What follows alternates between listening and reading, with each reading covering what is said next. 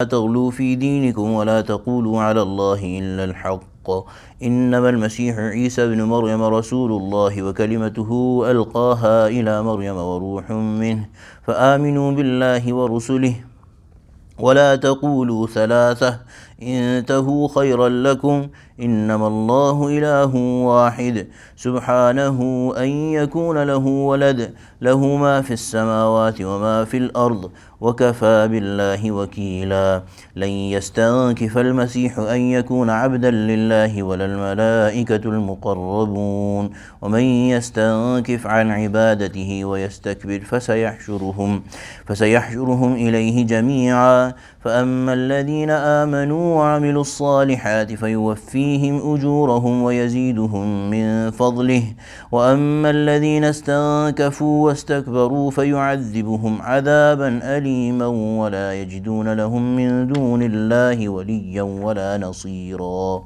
صدق الله العظيم وبلغنا رسوله النبي الكريم ونحن على ذلك من الشاهدين والشاكرين والحمد لله رب العالمين.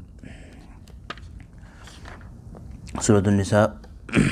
Here, after having reprimanded the Yahud about the things that they, na'uzubillah, said and done, Allah subhanahu wa ta'ala is addressing Ahl al-Kitab collectively about the issue of Sayyidina Isa ibn Maryam alayhi salam. That these people, Ahl al-Kitab, Allah subhanahu wa ta'ala is saying, قُلْ يَا أَهْلَ الْكِتَابِ لَا تَغْلُوا فِي دِينِكُمْ. Say it to the Ahl al-Kitab, لَا تَغْلُوا فِي دِينِكُمْ. Do not do ghulu in your deen. What is ghulu? Ghulu means to exceed the boundaries, either in the way of excess or in the way of doing less than what is required. So ghulu is to go beyond the boundaries. In the matter of Sayyidina Isa alayhi salam, both these Ahl Kitab, the Nasara, the Christians and the Yahud, the Jewish people, both crossed the boundaries. The Christians went in the way of exaggeration, where they said that he is na'uzubillah. There was 3 factions of Christians, and there are still 3 factions of Christians. One said that na'uzubillah, Sayyidina Isa alayhi salam is God himself. The other faction said that he is one of the 3 or the third of the 3. So Allah, the God, then there is a transmission, which some say that the transmission form was Sayyidina Jibreel alayhi salam, and some say that it was Sayyidina Maryam alayhi salam. And then the third of them was Sayyidina Isa alayhi salam. Another faction says that na'uzubillah, he is the son of God. So all 3 at different points in the Quran, Allah subhanahu wa ta'ala has said that, refuted these 3 claims, and here Allah subhanahu wa ta'ala is refuting them collectively. So tell them that stop doing ghulu in your deen. Do not exaggerate and do not go beyond the boundaries of Allah subhanahu wa ta'ala. وَلَا تَقُولُوا عَلَى اللَّهِ إِلَّا الْحَقِّ. And do not say upon Allah that except that which is truth, which is the truth. إِنَّمَا الْمَسِيحُ, and this is the truth. إِنَّمَا الْمَسِيحُ عِيسَى ibn Maryam رَسُولُ اللَّهِ وَكَلِمَتُهُ. Definitely Isa alayhi salam, the son of Maryam, is a Rasul of Allah. وَكَلِمَتُهُ أَلْقَاهَا إِلَى مَرْيَمَ وَرُوحٌ مِّنْهُ. He is a word of Allah. He is his word of Allah. So kalima basically means that a normal human being is created from the nutfa, or from the drop that emits out from the man's body, and then that is nurtured in the woman's body, and then Allah subhanahu wa ta'ala blows into it ruh. So a man is combination of that body and that ruh. The kalima is that kalima of kun of Allah subhanahu wa ta'ala, the kalima of be, that Allah subhanahu wa ta'ala says to every soul. Here Allah subhanahu wa ta'ala is saying that he was, since Sayyidina Isa alayhi salam was born without a father and without that part of creation that comes from the father, Allah subhanahu wa ta'ala is saying وَكَلِمَتُهُ, he is the word of Allah, that kalima of kun, that kalima of be, the word of Allah which is be, that is Sayyidina Isa alayhi salam. So he is that part. So when there's 2 things, normally and somebody only has one thing, then to emphasize the importance of that one thing or the presence of that only one thing, that thing is called. Therefore Allah subhanahu wa ta'ala says, وَكَلِمَتُهُ, He is the kalima of Allah subhanahu wa ta'ala, is the word of Allah subhanahu wa ta'ala. Alqaha ila Maryam, that kalima, the word was delivered to Maryam. That kalima was delivered to Maryam. وَرُوحٌ min, and he is a spirit from Allah. وَرُوحٌ min. So this does not mean every ruh is from Allah subhanahu wa ta'ala. Every ruh is sent down by Allah subhanahu wa ta'ala. It does not mean that that ruh is part of Allah subhanahu wa ta'ala, the way the Christians started to interpret it. وَرُوحٌ min, and this word ruh is in fact in the Quran used about skies and earth as well. That they are all, Allah subhanahu wa ta'ala has used this word for those creations as well. Similarly, this word ruh has been used for the Quran as well. So it's not that sometimes ruh is used to specify a connection that exists, but not a part. Sometimes it is used to tell about the reality of something.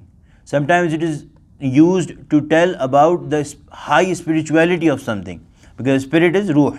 So someone who's really pure, someone who's really clean, that kalima is used for, that word ruh is also used for that. But it does not mean that he is the ruh of Allah subhanahu wa ta'ala himself, na'uzu billah. فَآمِنُوا بِاللَّهِ وَرُسُولِهِ, so believe in Allah and His messengers. وَلَا تَقُولُوا ثَلَاثَةً, and do not say three. Stop it. Intahu, stop it. خَيْرًا لَكُمْ, stop it, that is better for you. إِنَّمَا اللَّهُ إِلَهٌ وَاحِدٌ, Allah is the only one God. Subhanah, He's pure. He's too pure, far too pure. Subhanahu an yakuna lahu walad. He's very pure. He's far too pure to procreate a son, to have a son. Lahu ma fis samawati wa ma fil ard. He has everything, to him belongs everything in the skies and in the earth. Here, Hazrat ulama have pointed out that a son inherits naturally from their father. So logically, na'uzu billah, hashahu wa kallah, if Allah subhanahu wa ta'ala had a son, it comes to reason that they would inherit from Allah subhanahu wa ta'ala. And that is simply not possible. If there was going to be a son of Allah subhanahu wa ta'ala, then they should inherit the skies and the earth and everything. And nobody has the capacity, nobody has the power, the strength to hold all of these things and to control all of these things. So Allah subhanahu wa ta'ala is the only one who has that. وَكَفَى بِاللَّهِ وَكِيلًا, and Allah subhanahu wa ta'ala is enough to place your trust in. And wakila is, another meaning of wakila is the one who gives shape to all the things that happen. So He is the real doer of everything. Allah is the real doer of everything. When Allah is the real doer of everything, in the first part, nobody is able to become a son of Allah subhanahu wa ta'ala, and Allah subhanahu wa ta'ala does not need anyone because He is Himself the wakil of everything. لَن يَسْتَنْكِفَ الْمَسِيحِ أَن يَكُونَ عَبْدًا لِلَّهِ. You think that you are honoring Sayyidina Isa alayhi salam by declaring him a son of Allah subhanahu wa ta'ala. لَن يَسْتَنْكِفَ الْمَسِيحِ أَن يَكُونَ عَبْدًا لِلَّهِ. Masih himself will never spurn or consider it something lower for himself to be a abd of Allah subhanahu wa ta'ala. وَلَا الْمَلَائِكَةُ الْمُقَرَّبُونَ, nor shall the angels. So as mentioned, one faction of the Christians would say that na'uzu billah, Sayyidina Jibreel alayhi salam was the second of the gods. So the first is Allah Himself, then the second was the transmission form, which is Sayyidina Jibreel, because in some narrations it is said that Sayyidina Maryam alayhi salam, this ruhum min, also under the tashri it is written that Sayyidina Jibreel alayhi salam blew onto Sayyidina Maryam alayhi salam, and that started the process of creation. So Allah subhanahu wa ta'ala wished it to be that way. It is not that na'uzu billah an angel gave part of his body to Sayyidina Maryam alayhi salam, but it was just a blow, and that is in some narrations. So even that, the one that you are referring to as the transmission form, Sayyidina Jibreel alayhi salam, even he would not consider it something lowly for himself to be a abd of Allah subhanahu wa ta'ala, or somebody who worships Allah subhanahu wa ta'ala. They consider it an honor for themselves. And the reason is that to be a slave of Allah subhanahu wa ta'ala is the most honorable position anybody can get, is the highest position anyone can get. And we as Muslims believe in that. The Prophet ﷺ said with fakhr, with pride in a way, that I am a abd of Allah subhanahu wa ta'ala. So this is a sense of belonging to Allah subhanahu wa ta'ala, that we are His abd, we are His ibad, we are His slaves, we belong to Allah subhanahu wa ta'ala. So they consider it an honor for themselves, not a thing of inferiority. وَمَنْ يَسْتَنْكِفْ عَنْ عِبَادَتِهِ, and these people who spurn or consider it inferior from themselves, for themselves to worship Allah. So they think that it is an honor for them to worship someone else but Allah. These people who are doing this, وَيَسْتَكْبِرْ, they are doing takabbur. This takabbur or this arrogance is that they want to say that what the Prophet Allah is saying, that is not right, what we are saying is right. This is takabbur. So keep on doing this. فَسَيَحْشُرُهُمْ إِلَيْهِ جَمِيعًا, we'll collect all of you, we'll gather all of you together. فَأَمَّا الَّذِينَ آمَنُوا وَعَمِلُوا الصَّالِحَاتِ, those people who have brought true faith, which is that they have believed in Allah subhanahu wa ta'ala to be the only God, the only one worthy of worship, وَعَمِلُوا الصَّالِحَاتِ, and not only that but also have done good deeds, فَيُوَفِّيهِمْ أُجُورَهُمْ وَيَزِيدُهُمْ مِنْ فَضْلِهِ. So Allah subhanahu wa ta'ala is saying that we will give them, they shall find, we shall give them their reward in full, وَيَزِيدُهُمْ مِنْ فَضْلِهِ, and because of their iman and because of their good deeds and their effort, Allah subhanahu wa ta'ala is saying that Allah out of His grace will give them something more from His own side. وَأَمَّا الَّذِينَ اسْتَنْكَفُوا وَاسْتَكْبَرُوا, and the people who have shown spurn, or who have shown ikrah, or who have shown considered something inferior to worship Allah, wastakbaru, and considered themselves superior, or their saying or their word superior, and thus been arrogant. فَيُعَذِّبُهُمْ عَذَابًا أَلِيمًا, know it fully well, Allah subhanahu wa ta'ala is going to punish them, and punish them with a painful punishment. وَلَا يَجِدُونَ لَهُم مِّن دُونِ اللَّهِ وَلِيًّا وَنَصِيرًا, there on that day, in that world, you will not find for yourselves anyone apart from Allah as a friend or a helper. So in front of Allah, before Allah, there would be nobody who can act as a friend or a help to you. One masala that we derive from these ayat is Ya Ahlul Kitab la taghlu fi dinikum. The reason why the Yahud and the Nasara got destroyed and became despised by Allah subhanahu wa ta'ala is because they did ghulub. What is ghulub? As said, going beyond the boundaries. So this is a lesson for Muslims as well, that do not go beyond the boundaries of the Kitab and Sunnah of Allah subhanahu wa ta'ala and the Prophet sallallahu alaihi wasallam. If you do less than that, it is